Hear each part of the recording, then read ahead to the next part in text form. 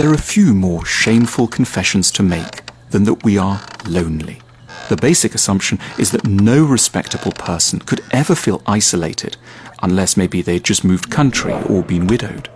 Yet in truth, a high degree of loneliness is an inexorable part of being a sensitive, intelligent human. It's a built-in feature of a complex existence. There are several big reasons for this.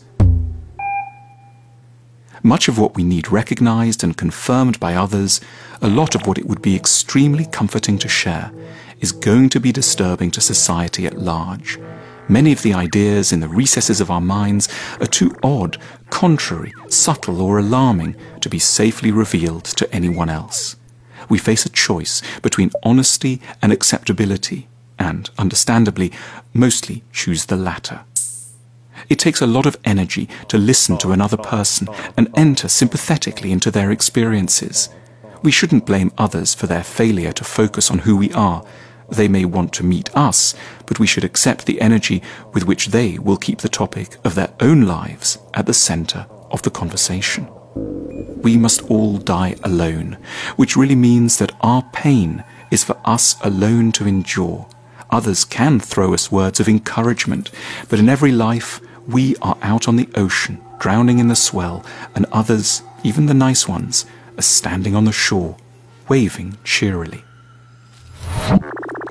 It's deeply unlikely that we will ever find someone on exactly the same page of the soul as us.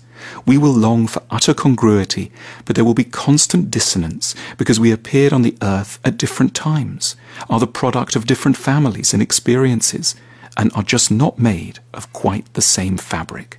So they won't be thinking just the same as us on coming out of the cinema and looking out at the night sky. Just when we want them to say something high-flown and beautiful, they will perhaps be remembering a painfully banal and untimely detail from an area of domestic life, or vice versa. It is almost comic. We will almost certainly never meet the people best qualified to understand us, but they do exist. Probably they once walked past us in the street, though neither of us had the slightest idea of the potential for connection. Or maybe they died in Sydney 2 weeks ago, or won't be born until the 22nd century. It isn't a conspiracy. We would just have needed a lot more luck. The problem is sure to get worse the more thoughtful and perceptive we are. There will simply be less people like us around. It isn't a romantic myth. Loneliness truly is a kind of tax we have to pay to atone for a certain complexity of mind. The desire to undress someone is for a long time far more urgent than the desire for good conversation. And so we end up locked in relationships with certain people we don't have much to say to, because we were once fatefully interested in the shape of their nose or the colour of their remarkable eyes. And yet, despite all this, we shouldn't be frightened or discomforted by our pervasive loneliness. At an exasperated moment, near the end of his life, the German writer Goethe, who appeared to have had a lot of friends, exploded bitterly, "No one has ever properly understood me. I have never fully understood anyone. No one understands anyone else." It was a helpful outburst from such a great man. It isn't our fault. A degree of distance and mutual incomprehension isn't a sign that life has gone wrong. It's what we should expect from the very start. And when we do, benefits can follow. Once we accept loneliness, we can get creative. We can start to send out messages in a bottle. We can sing, write poetry, produce books and blogs, activities stemming from the realization that people around us won't ever fully get us, but that others, separated across time and space, might just. The history of art is the record of people who couldn't find anyone in the vicinity to talk to. And we can take up the coded offer of intimacy in, say, the words of a Roman poet who died in 10 BC, or the lyrics of a singer who described just our blues in a recording from Nashville in 1963.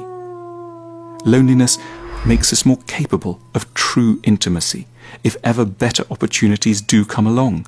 It heightens the conversations we have with ourselves. It gives us a character. We don't repeat what everyone else thinks. We develop a point of view. We might be isolated for now, but we'll be capable of far closer, more interesting bonds with anyone we do eventually locate. Loneliness renders us elegant and strangely alluring. It suggests there's more about us to understand than the normal patterns of social intercourse can accommodate, which is something we can take pride in. A sense of isolation truly is, as we suspect but usually prevent ourselves from feeling from fear of arrogance, a sign of depth. When we admit our loneliness, we are signing up to a club that includes the people we know from the paintings of Edward Hopper, the poems of Baudelaire, and the songs of Leonard Cohen. Lonely, we enter a long and grand tradition. We find ourselves, surprisingly, in great company.